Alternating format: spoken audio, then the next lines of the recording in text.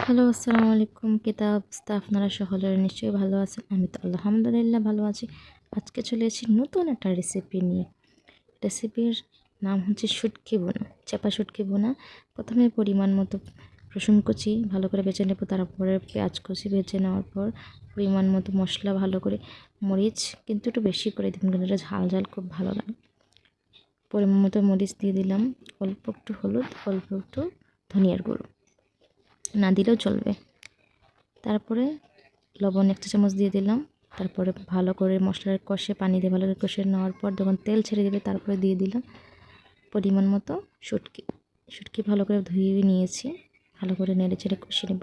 ভালো করে কষতে হবে, ভালো করে নেড়ে চেড়ে কষিয়ে নিলাম। যখন শুকনো শুকনো চলে আসবে তখন আমাদের রান্না কমপ্লিট। গরম ভাতের সাথে অসাম লাগবে ভাই, অসাম।